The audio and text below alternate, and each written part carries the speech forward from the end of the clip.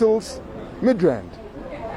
Tomorrow, of course, is Youth Day, and an important time, an important thing to remember, but also to look at the challenges facing young people in South Africa today. And bold reforms are needed if South Africa is to deal with a much weakened economy and to build a country where young people can be hopeful about the future. That's according to the Centre for Development and Enterprise's recently released Youth Unemployment Report. And for more on that, we have the Centre's Executive Director joining us this evening, Anne Bernstein. Good evening, Anne. Thank you very much for your time. You know, in February this year, the President, at his State of the Nation address, identified that youth unemployment was a massive priority for government. Since then, of course, we've had recession and now this huge pandemic affecting us, where we know that it's going to cost us millions of jobs. Is there any way, really, any chance in this environment for young job seekers? Look, the situation with youth unemployment is a massive national catastrophe. Post-COVID, during COVID, we know the economy is going to struggle to recover, and things weren't great for young people before. The thrust of our message is that we need to take youth unemployment really seriously, and we have to get a much faster growing economy and a much more labor-intensive economy. We need to stop talking endlessly about this issue, job summits, presidential summits, all sorts of things, but none of this has helped. And the reason is because nobody wants to take the big, tough policy decisions. We have to reform in order to get investment, and we have to reform in order to become a more job-rich economy, and we have to change the rules, the regulations, so that employers want to hire young, inexperienced work seekers, and that will require an adjustment to wages. All right, so you're saying the big, tough policy decisions are what specifically? I know you've mentioned 4 or 5 things in the report, but does it centre around lower wages? No, I think that would be wrong. I think you have to...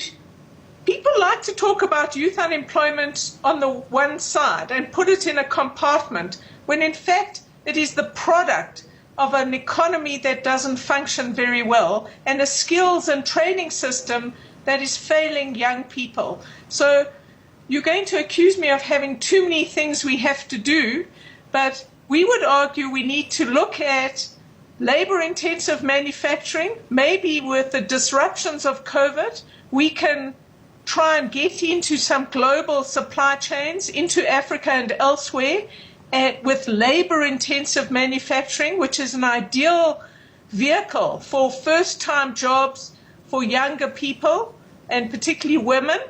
That's one thing. We need to fix our skills training system, and we can do some things immediately, but we have to stop wasting money on dysfunctional institutions like our TVETs, many of which, not all, don't work very well. And we have to stop focusing on projects that help a few young people. The big test of success here is going to be scale.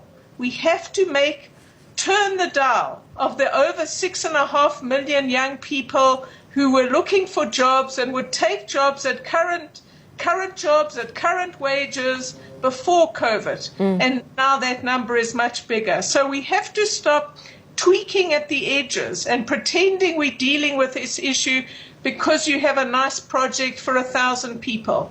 We need to have many, many, many projects, and the best ones we can think of are actually firms. So firms, let's get to that in a moment. One of the things in your report, you're talking about expanded public works project. Is that something that can scale up quickly to employ a lot of young people?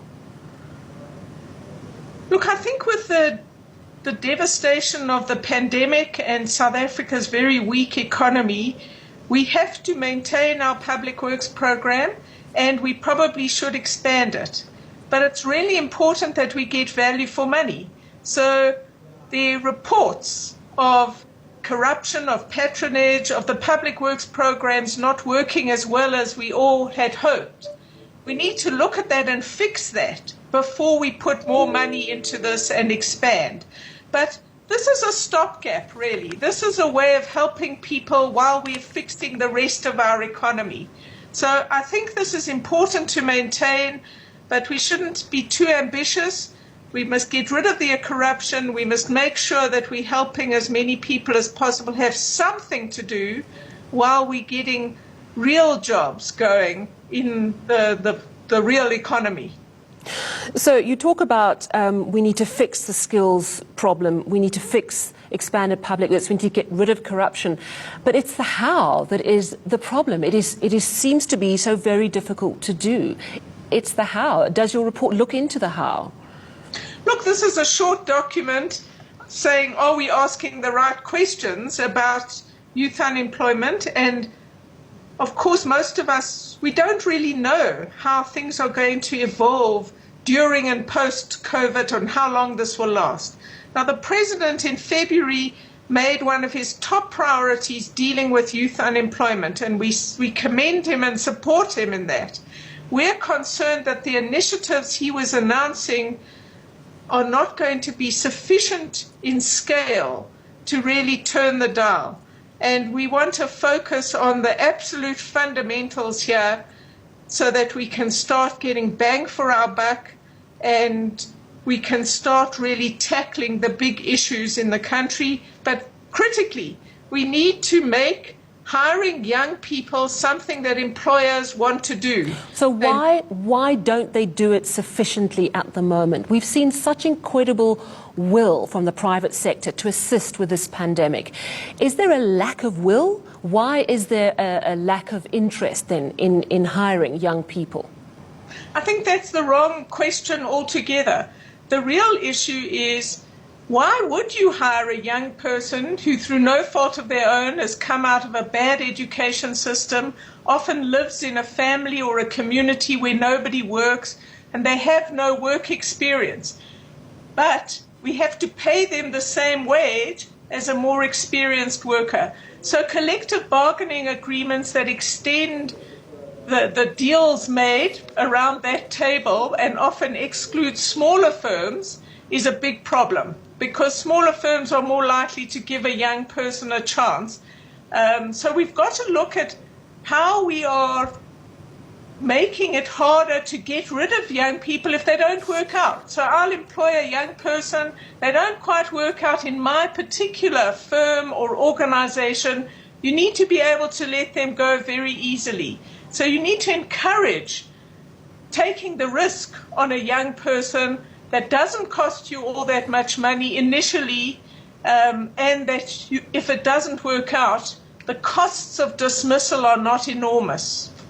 Thank you very much. That was Anne Bernstein from the Centre for Development and Enterprise. Very thought-provoking discussion around youth employment ahead of Youth Day. Now, still to come, it's a story that